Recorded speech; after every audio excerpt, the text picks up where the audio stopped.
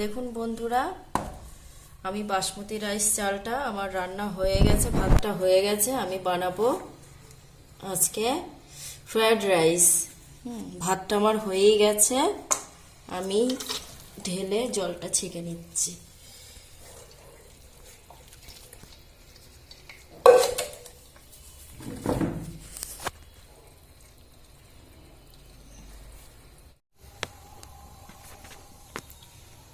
দিয়ে দিচ্ছি পরিমাণ মতন সাদা তেল। এবার আমি সবজিগুলো ভাজবো। প্রথমে দিচ্ছি তেজপাতা,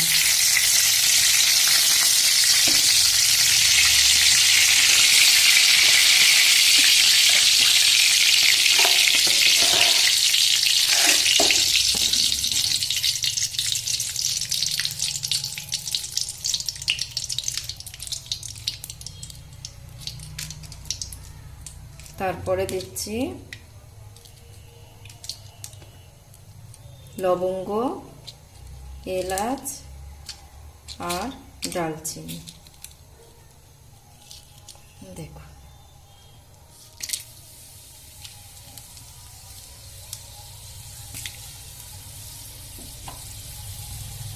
খুন্তিটা তো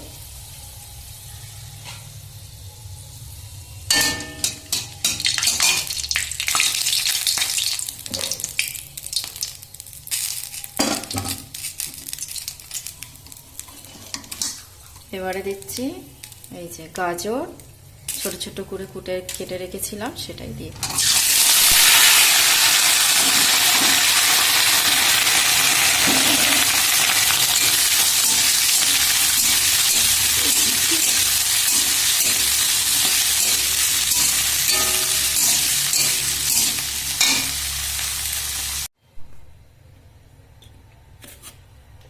এবারে দিচ্ছি আমি ক্যাপসিকাম আর বিন একসাথে ভাজছি। আগে গাজর ভাজা হয়ে গেছে, এবার আমি ক্যাপসিকাম আর বিন একসাথে ভেজে নিচ্ছি।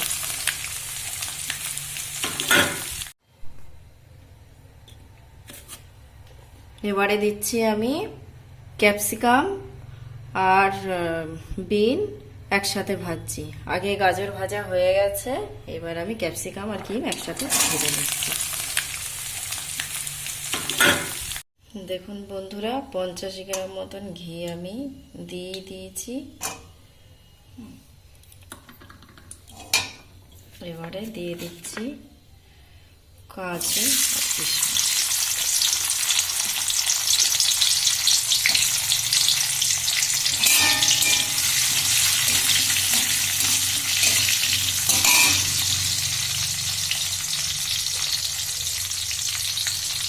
দেখুন বন্ধুরা, আমার ভাজা হয়ে গেছে। বিনস, ক্যাপসিকাম আর গাজর। এবার আমি এটা রাইসে, দেখুন বন্ধুরা, এটা আমি খুব ভাজবো না, হালকা ভেজে নিয়েছি। এবারে আমি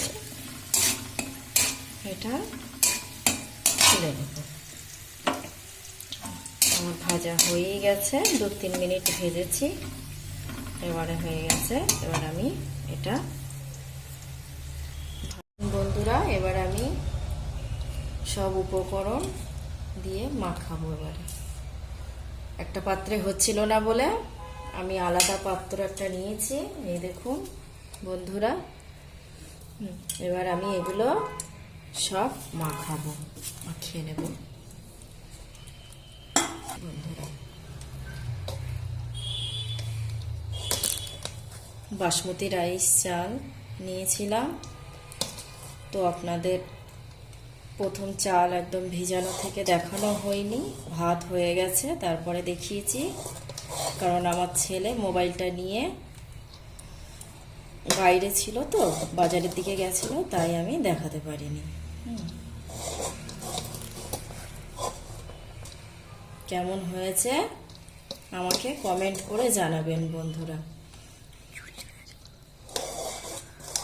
খুব সুন্দর একটা সেন্ট বার হচ্ছে। আজকে আমাদের অ্যানিভার্সারি, 15 বছরের বিবাহিত জীবন, তাই আমরা আজকে রান্না করছি বিরিয়ানি, সরি, ফ্রায়েড রাইস আর চিকেন কষা। চিকেন কষাও আপনাদের দেখাবো, চিকেন কষাটাও আপনাদের দেখাবো। তাহলে আমার এখন ফ্রায়েড রাইস বানানো কমপ্লিট হলো। এবারে আমি চলে যাব চিকেন কষা বানাতে। বন্ধুরা, এখানে আমি আলু ভাজবো, তার জন্য দিয়ে দিচ্ছি, কড়াইতে তেল ছিল, আবার একটু তেল দিয়ে দিচ্ছি। আর দেখুন আলুগুলো, চিকেন কষার জন্য আমি আলুগুলো কেটে নিয়েছি এইভাবে বড় বড় করে। এবার আমি আলুগুলো ভাজবো। বন্ধুরা, আলুটা আমার ভাজা হয়ে গেছে লাল লাল করে। আর আলু ভেজে যে তেলটুকু বেঁচেছিল সেই তেলের মধ্যে আমি আবার একটু সরিষার তেল দিয়ে দিচ্ছি। এবার আমি এর মধ্যে দিয়ে দেবো তেজপাতা।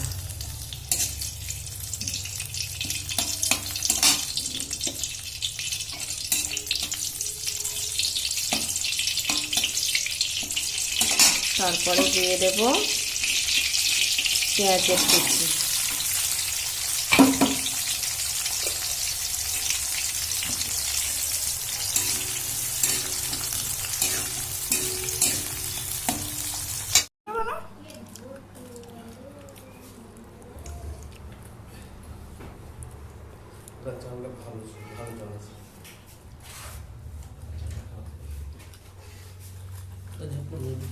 যদি